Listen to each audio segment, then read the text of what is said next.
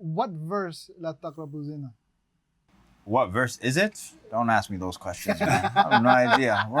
Are you Zakir Naik? Are you Dr. Zakir Naik? We were just talking about that. Like, AlMaghrib Institute presents Q&A with Kamal al-Mekki. you know, actually, It's Surah Al-Isra, I'll tell you that.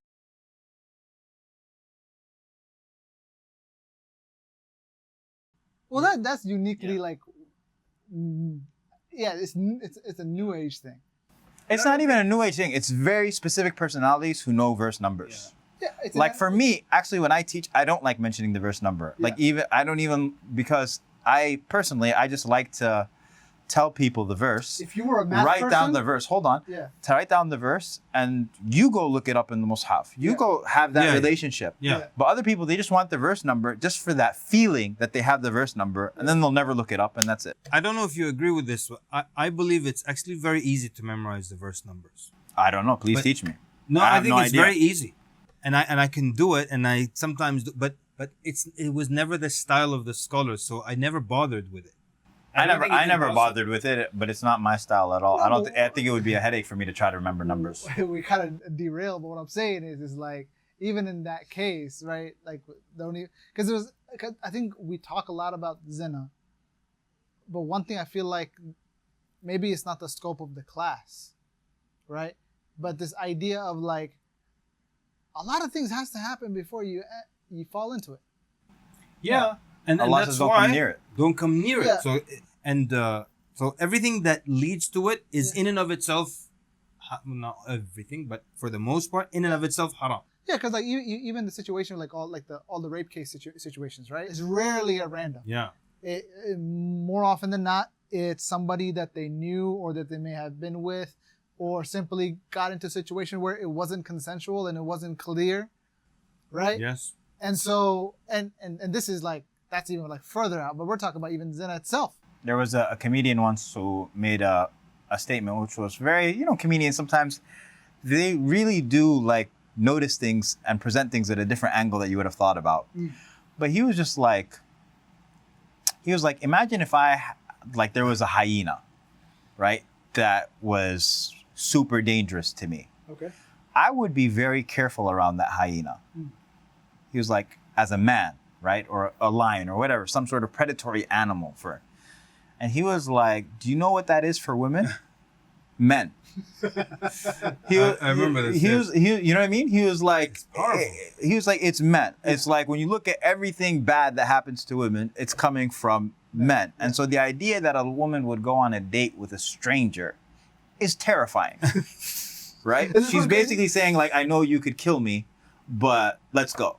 You know what I mean? This is from a guy. Yeah. So he was basically like, it is the most crazy thing of the idea of going out with strange men. The strangers, to get to know them. Yeah. What are you doing?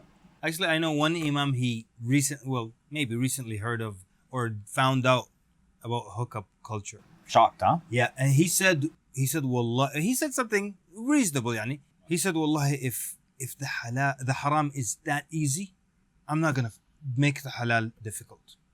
That's why you call him over the phone, he'll marry you off. So if you want his number, we'll put it up on the screen. Yeah, we're gonna get so many comments in the bottom. It's like, yo, what's his number? He's like, wallahi, I'm not gonna make the halal difficult. The thing is, the difficulty isn't in getting it done. The difficulty now is in the challenge of just the cultural stuff that comes with everything.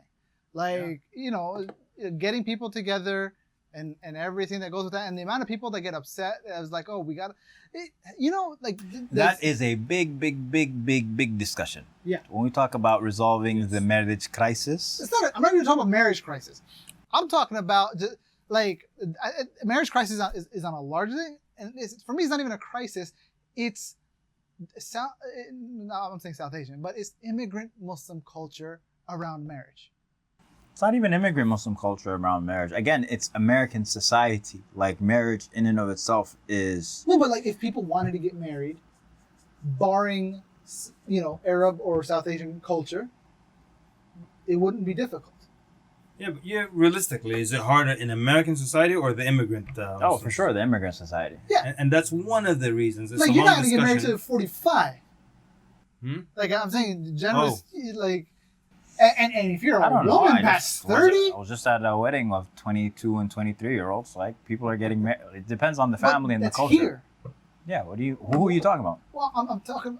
I thought we are talking about here. We are talking about here, but also keep in mind the Al-Maghrib audience is not just here, right? I can't. That's something I keep One getting of the things, reminded of. one things we need to be clear about also is as we're talking about culture and stuff like that. Yeah.